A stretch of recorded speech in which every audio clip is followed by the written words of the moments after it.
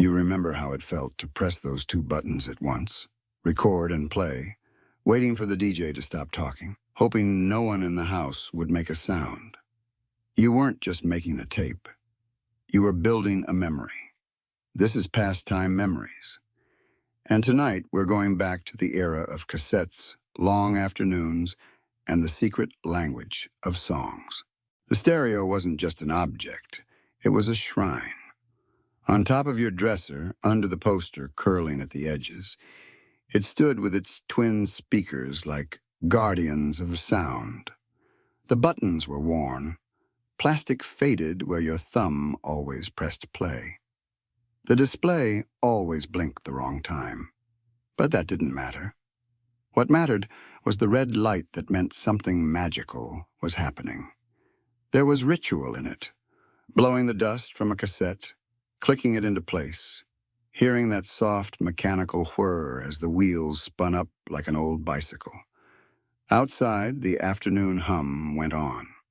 Lawnmowers, distant laughter, a dog barking 2 blocks over.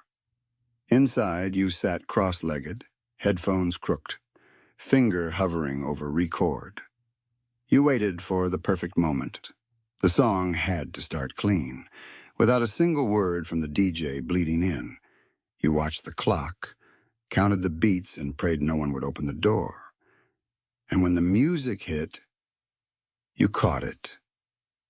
Click, red light, magic. Side A was always the easy part. It was filled with sunlight, with songs that felt like open windows and warm breezes. The cassette spun quietly, inside the deck, the magnetic ribbon humming softly as it gathered each moment. You built side A slowly, carefully. The tape deck clicked gently as it worked, a mechanical heartbeat as it waited. The level meters jumped when the radio's chorus came in just right, and a faint warmth rose from the stereo's vents. Even the smell of the cassette itself, a little plasticky, a little dusty, seemed to carry its own memory. Each track was caught like a firefly in a jar, sealed and glowing. You sat on the floor with the sleeve beside you, writing down song titles in crooked letters, doodling stars and arrows in the margins. Between those names lived entire summers, bikes left in the grass, a faraway lawnmower droning on, the hum of ceiling fans and voices floating in from another room. And always that one imperfect track, a snippet of a DJ's voice slipping through or a sudden burst of static. You left it in, because life was never clean. You never really finished a tape until you gave it away. You pressed it into someone's hand like a secret, hoping they'd hear what you couldn't say out loud. Maybe it was the boy with the chipped tooth who sat 2 rows behind you in English class, the one who tapped his pencil in rhythm to songs only he heard. Maybe it was your best friend who cried quietly on your porch one night, and you didn't know how to help except by giving her music. You remember how you said it, "Listen to side B when you can't sleep." They nodded or smiled or didn't understand. But somewhere, maybe weeks later, they did press play, and in that private moment, you were there with them, your heartbeat tucked between tracks, your laughter hidden under static. Even now, you wonder if they kept it, if it sits in a drawer somewhere, label fading, ribbon curled, waiting. Years later, after CDs and MP3s and playlists that vanish with a click, you found one. A tape you'd made and forgotten. The sleeve was smudged, the plastic cloudy with age. You held it like a fragile artifact, running your thumb over the old sticker label, your own handwriting crooked and young. You turned it over, side A to side B, and remembered each song before you even read the titles. You didn't have a tape deck anymore. It didn't matter. The music was still inside you. The smell of your childhood room, the ache in your chest at 2 a.m, the thrill of catching a perfect chorus without the DJ ruining it. In that moment, the years folded in on themselves. You were cross-legged on the carpet again, the fan rattling in the corner, the stereo blinking nonsense time. You pressed record, and the world held its breath. Click, red light, magic. Because a mixtape was never just a mixtape. You start to remember the little things that orbit those songs, how you used to tape over your parents' old cassettes, wedding music, sermons, whatever they'd left lying around, layering your own story over theirs. How you borrowed songs from the radio, from late-night shows, from that neighbor with the louder stereo, always careful not to get caught. You remember rewinding with a pencil when the tape got loose, the satisfying spin as the wheels turned, your tongue poking out in concentration.